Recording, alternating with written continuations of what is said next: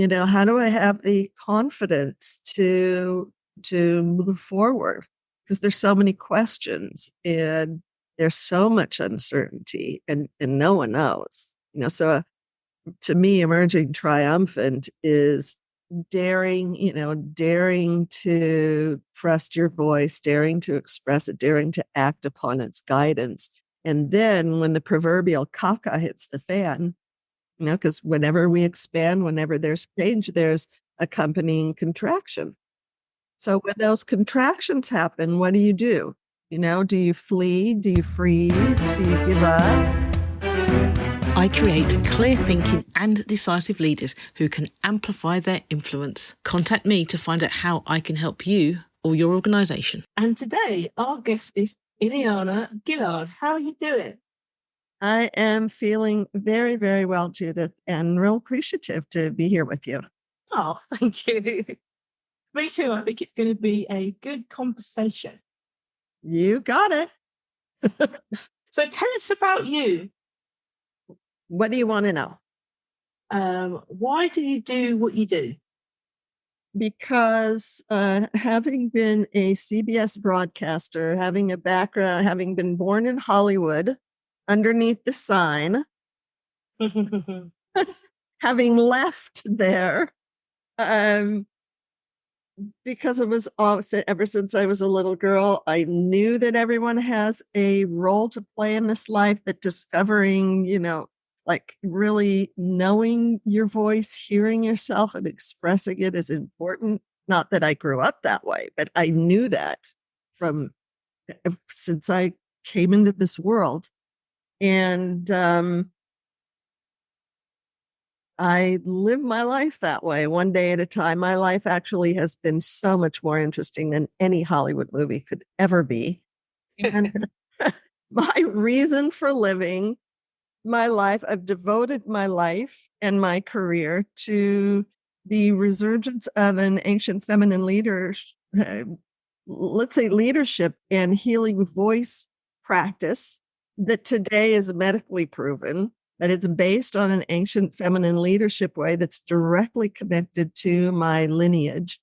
And I am here on this planet Earth to support other powerful women to dare be really themselves, not what they learn to be, but to connect with their true inner voice, dare stop to listen to it, have the courage to trust what it's saying, and the courage to act upon it, because then that really leads us to such confidence and to fulfilling the purpose for which we were born here on planet Earth. And I don't have to tell you, Judith, like open up the airwaves and what you hear. And, way back when in the CBS Olympic days, broadcasting those Olympics from France to the 60 million listeners and viewers in the United States, I prayed to use my voice for a higher purpose. And today I'm doing that. That's why I'm on this call. Wow. So let's get straight to it then. So how do you find your inner voice? By daring to listen to it, by stopping to figure it all out, by stopping to react to those habitual voices in our head, and dare to look where your answers are and stop reacting and looking for the answers where they're not. Thank you. And is it easy to do that? It's so simple. Is it easy? It's so simple. How difficult is it to be who we already are? I don't think it's that difficult. That's why I'm asking. I guess you're saying, is it hard to hear the inner voice? I'm sorry, what did you say? I said, is it hard to find that inner voice? Well, no, like you say, what could be more obvious, right? So then why do we care so much about what other people think? Why don't we follow our inner guidance? Why, why does the world look like it looks today? Sure. So why don't we follow that? It's like that's a big question, isn't it? and what's the conclusion that you've come to? That it really is a choice, one moment at a time. And that I actually think, now these days that we have such an opportune moment to really stop and listen, because all of the systems have broken down. We're not going back to what was, and nobody knows what will be. And frankly, we never know, do we? And if you're a powerful person, and a maverick type, and people listening in on this show, or they're interested, like that's your proclivity, that's important to you, then that's, to me, that's like the number one priority, because when we dare to stop and listen, then we find the answers to any question that we have 24/7. And you don't even need a Google search or an internet, wireless hookup. You don't even need electricity. It's like right there inside of you. Mm-hmm. So when people come to you to help them with that, what are the kind of words? How are they showing you that's what they need to do? What's the sort of thing? Well, people are attracted in by the healing sound, because it's a resurgence of an ancient application. In ancient times, leaders, they would regularly retreat to temples. And temples in those days we don't have a modern equivalent. I'm online doing this, and then over the years of taken people to these sites. I lived in the Middle East for 20 plus years. And the sonic applications bypass the cognitive mind, the intellect, and bring you to your clarity, to your higher mind. And this is how we lived thousands of years ago. And then that brings us to quiet, a quiet mind, to our higher mind, where the answers are, where the clarity lies. And then, from that place, you get clarity of what to do next. So, I mean, when you ask the question, I'm reminded of one of our Emerge Triumphant Thrive Through Uncertainty students, who actually, she went on to be certified as a therapeutic singing practitioner. And she first came like through YouTube.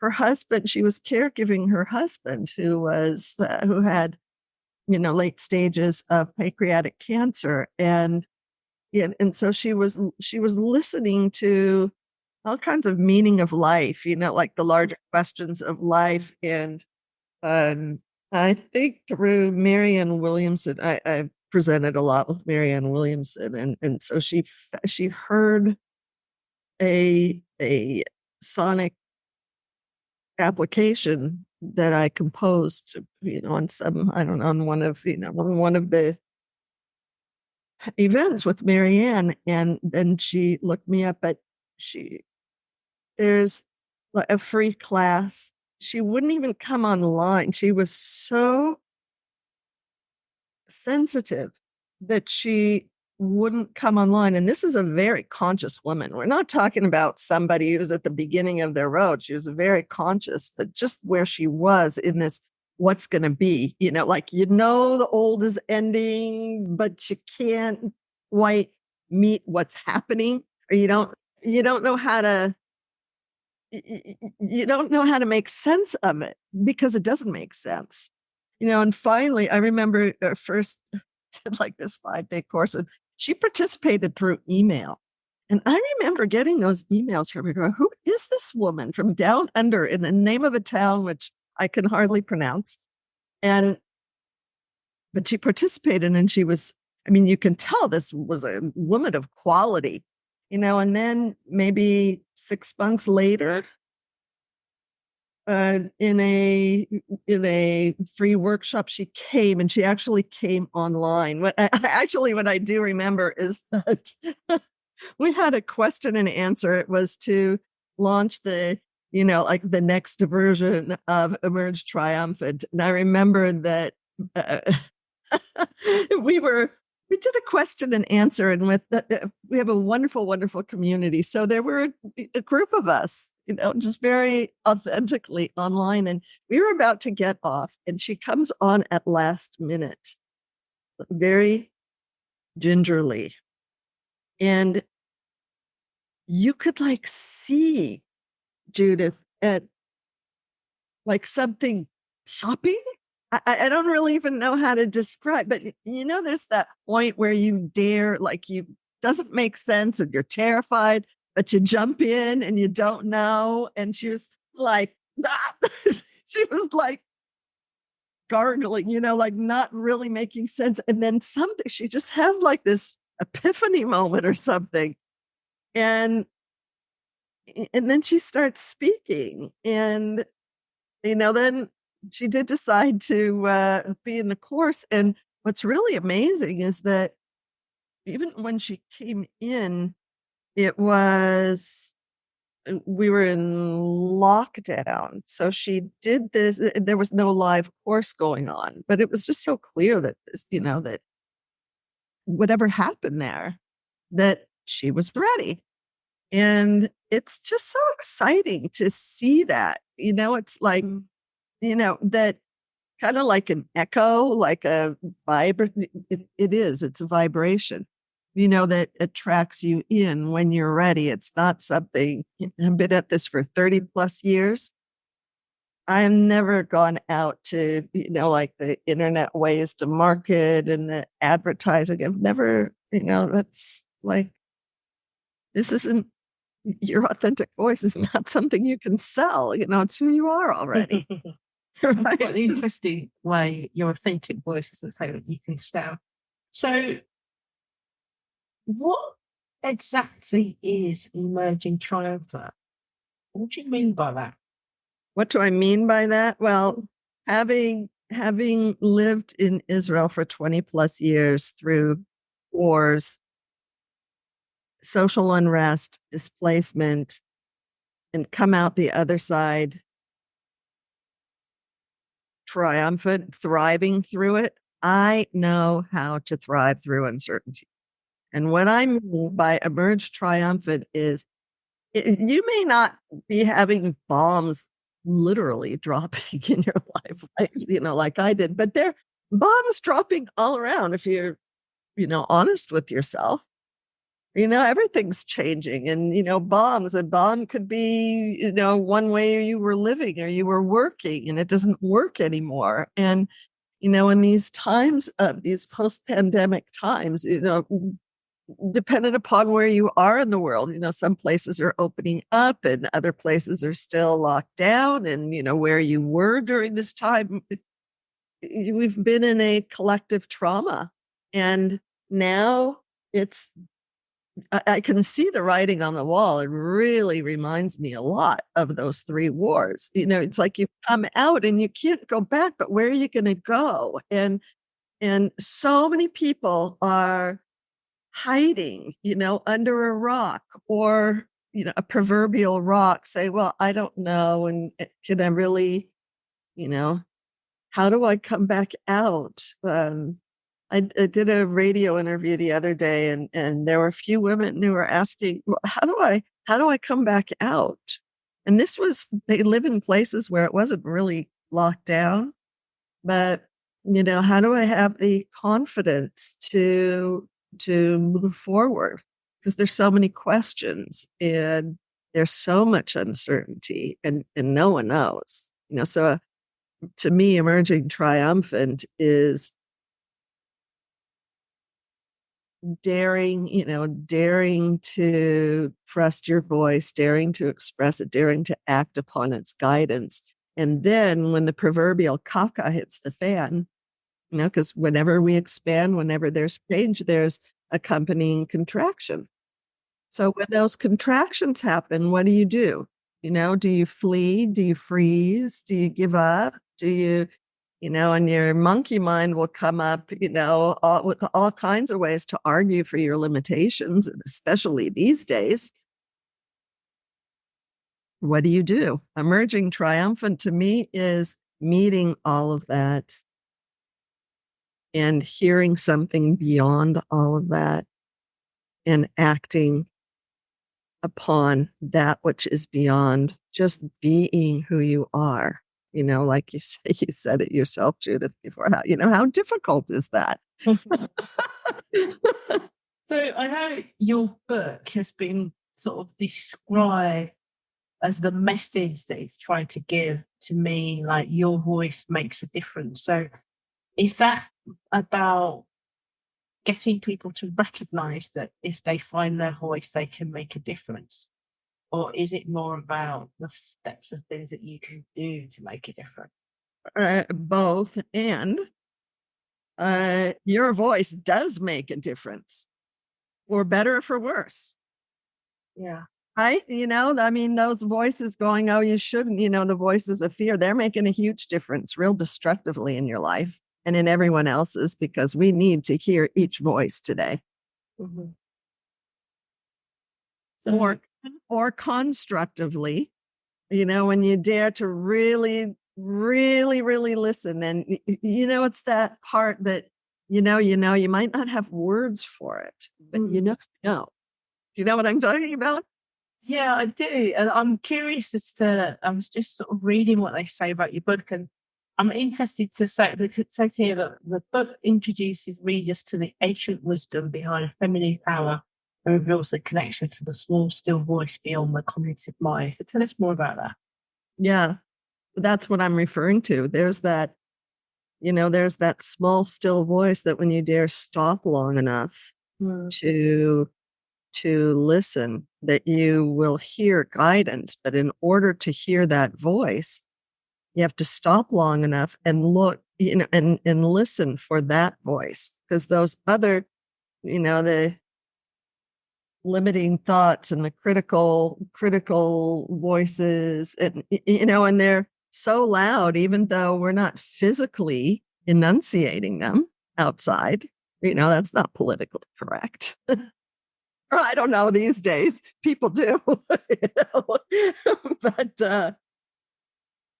but those voices are very powerful too. They're very destructive, and they're running in our heads, like at lightning speed. But the thing is, when you dare stop long enough and you go out of your mind, then you can hear that small, still voice that is behind the cognitive mind. It is so much more powerful. So I know you said it's powerful and it's healing. How does that voice heal? Well, because the essence of all matter, the atom is vibratory, right? Everything is made of sound. So when you connect back to the source of the sound and the silence behind it, there you connect to the source of your power. There you really gain the power, of the entire cosmos in your own hands, in your own voice. Have to be whatever you will or desire, because you already are that. You're part of it. We all are. And it's not something understandable. That understanding is a cognitive function. The aligning, listening, connecting to the source of your voice, to the source of your power, that's experiential. And then from that place, we can use our minds. It's kind of like a conductor, in a very, in a constructive way, and have power over our voices rather than the voices having power over us, in a victimizing way. And what happens to those that say, the voices in their head are loud and there just isn't a still voice? Right, because they're conditioned and reacting to all the voices in the head. So what you said at the beginning of the conversation about deciding to listen to the voice and figuring out who it is and reacting and daring to look. So Yeah. that's what's required. So if somebody just said, "Yeah, that's all great, but I just don't hear anything," that would be the. Oh no, you won't. You won't. Yeah, exactly. No, you're not going to. I mean, and there's no right or wrong, but right, if you insist on, that's what those voices do. My God, they will convince us that the world is going to hell in a handbasket, and we're going with it, and all is paka, and we are too, and those are voices. Okay. There's so much more to that's why I actually, for these same questions, I made a free workshop, like a experiential free resource that goes with the book. It's a 2-hour free workshop. It's called 3 Keys to Thrive Through Uncertainty and Emerge Triumphant, so that people who are attracted to it, it's like, you can't sell this stuff. It's not sellable, But, for those who do want to stop, it would be really, really, really fun, and helpful for people to be able to experience, because it's not something you can talk about. And in the book, there are the book is not a cognitive book either. It's more like a workbook to help you connect to that place. And evidently it is resounding, because the book reached international bestseller status in 6 categories worldwide, internationally, within 24 hours of its launch, which astounds me.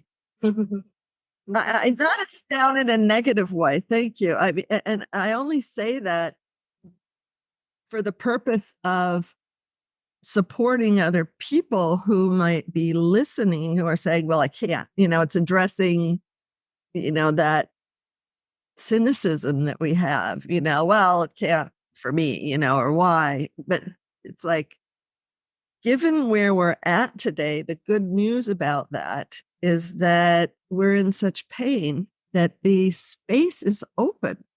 And it really awes me. It's like, it's so cool, like, people really are ready. People, our voices really do make a difference. And and then that helps me show up one day at a time, one day at a time. So the book's called Emerge Triumphant, Thrive Through Uncertainty, and it looks at self-leadership and self-expression.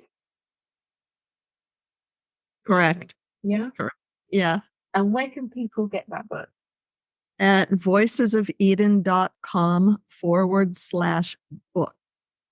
And on that site, you'll also find a short book trailer that is so powerful and calming at the same time too. There's footage from the ancient sites, from these places where this ancient approach was practiced. I love it, and with sound too. So, if you want a little mini experience, just take, I don't know, it's like maybe a minute long, just take a minute, take a look. Okay, cool. So presumably then, because the book explains how you can use the sound as a healing method then. Well, the book is a means by which you can begin to stop and listen to yourself. That's the point of the book. Uh-huh. And respect yourself, respect what you're hearing, especially when you're a powerful person and you're feeling vulnerable. Your vulnerability is not a weakness, it's a strength. The book takes you on a feminine journey that is not cognitive. Mm-hmm. And on a journey into your own authenticity so that you can hear yourself and dare be who you are, appreciate who you are, and accept and allow that, that glorious person that you are to be. It makes a difference. Makes a difference. Your voice makes a difference. I think that's probably a good place to end. But before we do that, is there something that you want to leave the audience with, whether it's a takeaway or something for them to ponder or learn from? Yeah. Well, this whole approach is called Voices of Eden because this is a living experiment of creating Eden on earth, one authentic voice at a time. Imagine what happens is we each dare, each one in their own time, their own pace, dares to stop and listen for their voice. And we dare hear it, they hear it and then dare express it. And we hear each voice because they're no two alike. And that forms a unified whole. That's Eden. That's the world I want to live in. That's why I'm showing up as I do, one perfectly imperfect day at a time as an perfectly imperfect human being. And the other thing is with that my wish for you and my invitation to you is that you do something kind for yourself today because you really, really deserve it. Thank you. And I think that the audience appreciate it. And it does sound, I just got an image of all these people standing there listening in the perfect world. And it sounds, you can almost imagine the song, the bird song when you was doing it. Oh, that's beautiful. Beautiful picture. I just had this image of people looking at like sunset, and then there's this like, oh, that's gorgeous. Love that. Yeah, that's beautiful. That was the image you left me when you described it, and I'm sure. Well, there's your voice expressing itself in gorgeous creativity. That's fantastic. Eliana, I loved you coming on the show. Thank you very much. You're welcome. Well, thank you so much for inviting me, Judith. It was fun. Yeah. And thank you for those out there for tuning into the Maverick Paradox podcast. I hope you have enjoyed listening to my conversation with Eliana as much as I enjoyed having it. The Maverick Paradox Magazine. The Maverick Paradox Magazine is for the pathologically curious. Written by a swagger of socialized mavericks who are divergent thinkers, the magazine tackles the biggest issues affecting maverick leaders today. You might be a business owner or a leader within an organization who wants to have your thinking challenged, to be exposed to a diversity of thought, or to learn from diverse experts in their fields. If so, the Maverick Paradox Magazine is for you. Join the swagger at themaverickparadox.com and engage in the conversation.